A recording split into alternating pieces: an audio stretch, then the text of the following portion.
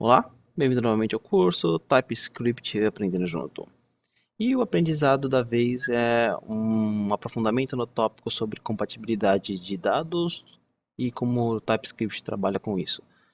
Bom, a gente já falou sobre compatibilidade de dados no decorrer das aulas, mas eu achei interessante dar uma aprofundada, porque eu acho que é algo que pode impactar diretamente na criação dos nossos sistemas. Vamos fazer o seguinte, vamos começar então criando um novo arquivo, TypeScript. Type compatibility.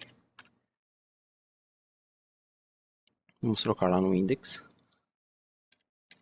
Type compatibility.js.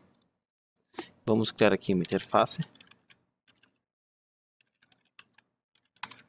Vamos chamar ela de example1.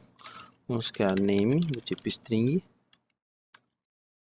Vamos criar class another example1. Também vai ter um name do tipo string. E vamos criar um class another example2. Que a atividade já foi para o saco. Não number. Beleza. Então, a regra básica do TypeScript é que ele trabalha de forma estrutural. Ou seja, imagine que você tem um objeto X e você tem um objeto Y. Bom, para você saber se eles são compatíveis, se o X é compatível com o Y ele precisa ter pelo menos os mesmos membros que o X tem. Então, eles desenharam o TypeScript dessa forma porque o JavaScript, os códigos JavaScript, eles são geralmente escritos dessa forma. E para manter o padrão aí do JavaScript, eles desenvolveram o TypeScript baseado nisso. Então vamos criar aqui um exemplo. Vamos tirar esse XY daqui. Vamos criar let example var. E vai ser do tipo example1. Se eu fizer x var xvar recebe new another example1, vai funcionar perfeitamente. Por quê? Por causa do tipo estrutural, da estrutura deles. Ambos têm um name que é do tipo string. Se você criar aqui age do tipo number, continua funcionando porque lembre-se, esse cara aqui ele precisa ter pelo menos os mesmos nomes e tipos que essa variável. Bom, se você tentar fazer x var recebe new another example2, você vai ter um problema. Por quê? Porque another example2 você não tem absolutamente nada do que o example1 tem. Ou seja, as estruturas são diferentes. É por isso que você não pode fazer isso. E se você quisesse, por exemplo, utilizar em uma outra classe, para provar isso, nós podemos pegar o new person 2, passando aqui um nome qualquer. Continua funcionando porque se você for em person 2, você tem aqui o name, que é do tipo string. Então é por isso que ele continua valendo. Mas eu vou remover daqui porque se eu atualizar a página, Ctrl F5, você vai ter um reference error. Está falando que não é definido. Então, vamos comentar esse cara daqui. Isso só funciona quando você está trabalhando com objetos dessa forma. Se você escrever literalmente o objeto, você precisa criar o objeto exatamente como está definido aqui no tipo. Por exemplo, se eu criar, vamos criar xvar2 recebe name, vamos colocar qualquer nome, vamos colocar Brook, age 20. Se você fizer xvar recebe xvar2, vai funcionar perfeitamente. Por quê? Porque nós temos aqui um objeto que tem tudo que no xvar2, tudo que no xvar tem. A estrutura de xvar2 tem o que a estrutura de xvar tem. O problema, se você tentar fazer literalmente, ou seja, você tentar colocar o objeto diretamente, você vai ter um erro. Então, se você for ver o erro aqui, você vai falar que quando você utiliza objetos literais, você tem que especificar apenas as propriedades que tem dentro desse hashvar, que são do tipo desse hashvar. A estrutura tem que ser exatamente a mesma. Nesse caso, sim. Vamos comentar. Bom, e além de trabalhar diretamente aqui com variáveis, classes, nós temos também essa possibilidade de trabalhar diretamente com funções.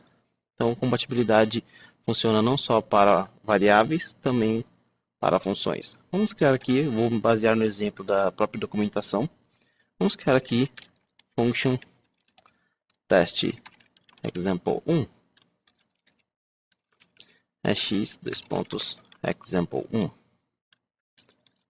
console.log x.name.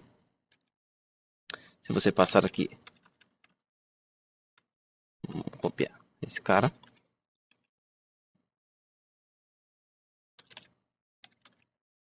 Se você passar teste example 1 x var3, vai funcionar. Mas se você tentar passar diretamente o literal, também não vai funcionar. Também vai ter o mesmo erro que nós tivemos aqui com o xvar. Vamos ver aqui funcionando. Vamos aqui nosso nome, Brook. Então essa comparação estrutural serve tanto para quando você cria as variáveis, como quando você tem argumentos e você passa valores para esses argumentos. Existe também a comparação de duas funções. E aqui fica um pouquinho mais complicado. Quando você está trabalhando diretamente aqui com a comparação dos atributos, comparação aqui das variáveis, o nome é extremamente importante. Se nós trocarmos aqui, não bater o name com o name que foi definido aqui no example 1, nós vamos ter um erro. Então, quando você está trabalhando dessa forma com as variáveis, elas precisam bater exatamente o nome do atributo e o tipo do atributo. Então, se você colocar aqui name e fosse, por exemplo, number, você também ia ter um erro de compilação. Agora, quando você está trabalhando comparando duas funções, a história é um pouquinho diferente. Vamos criar duas funções aqui. Vamos criar let, vamos criar x1 a number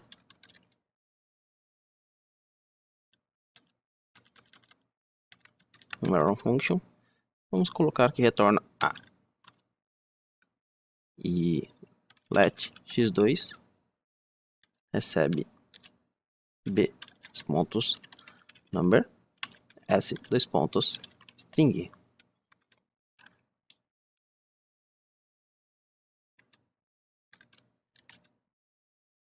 B mais S. Vamos executar. Console.log x1 10. Console.log x2 10, vírgula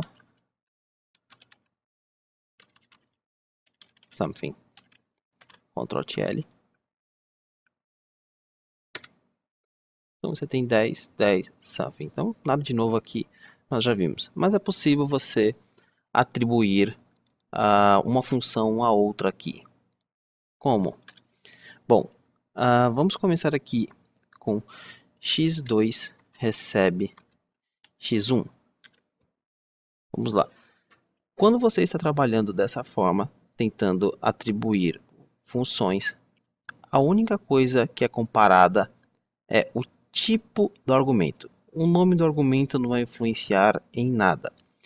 Se você estiver trabalhando com uma função e tentar receber uma função que tem mais argumentos e tentar receber uma função que tem menos argumentos, isso só vai ser possível se na função que você tem mais argumentos, no caso x2, o segundo argumento, os argumentos que não estiverem em x1, no que tem menos argumentos, não estiverem sendo utilizados.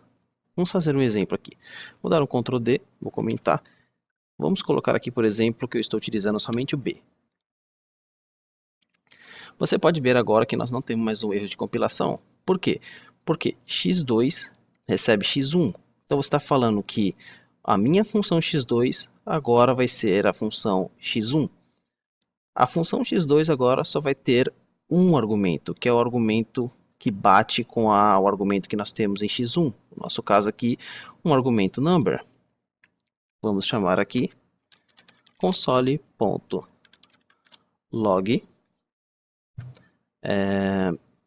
x2. Vamos passar o valor aqui, por exemplo, 20. E você pode ver que nós temos um erro de compilação. Por quê? Porque são esperados 2 argumentos. Mas o que acontece se nós passarmos o segundo argumento? Vamos copiar aqui. E vamos colocar something 2. Vamos ver o resultado aqui no Firefox. Nós temos 20. Vamos colocar aqui o valor 0 em x2 e vamos atualizar. Nós ainda continuamos tendo o valor 20. Como você pode ver, nós estamos aqui utilizando o x1, porém nós estamos passando 2 argumentos. E o que acontece com esse segundo argumento aqui que nós temos em x2? Bom, esse segundo argumento simplesmente ele é descartado. Por que eles permitiram você fazer isso? Porque o descarte de argumentos no JavaScript é algo extremamente comum. Então, na própria documentação, eles dão um exemplo, eles criam aqui um array. E eles criam um for each, itens.for each. E dentro desse for each você faz um arrow function, passando item, index, array. É o callback dessa função. E console.log item. Porém, na verdade que é items, é perfeitamente possível você fazer da seguinte forma, ignorando completamente esses argumentos. E se você atualizar a página, você vai ver aqui que você tem 1, 2, 3, 1, 2, 3. Ou seja, nós ignoramos completamente esses 3 argumentos. E é isso que nós estamos fazendo aqui quando nós falamos que x2 recebe x1. A compatibilidade desses dados é possível porque nós estamos descartando o segundo argumento. E só é possível descartar o segundo argumento porque nós não estamos utilizando o segundo argumento. Se em algum momento nós utilizássemos o segundo argumento, não seria possível fazer isso e você teria um pequeno erro de compilação. Agora, o contrário não é possível. Você não pode fazer x1 receber x2. Por quê? Porque x1 ele não tem a quantidade de argumentos necessários. Então você pode ver aqui que number is not assignable to type nesse valor aqui. Então é um errinho meio estranho, mas é porque está faltando um argumento. E como você pode perceber, voltando aqui de x2 para x1, o nome não importa quando você está fazendo atribuição compatibilidade de dados com funções. Mas se você estiver fazendo com variáveis e com a estrutura de objetos, ele importa tanto o nome como o tipo. Com funções, somente o tipo. Então, esse carinha é meio complicado, mas eu acho que deu para pegar uma ideia de como funciona mais ou menos. Eu acredito que somente praticando e vendo os erros que acontecem no sistema real para identificar realmente como funciona. Bom, mas já deu para ter uma ideia e nós podemos prosseguir com essa ideia geral que nós temos de compatibilidade de tipos. Então, eu vejo vocês na próxima aula. Até mais!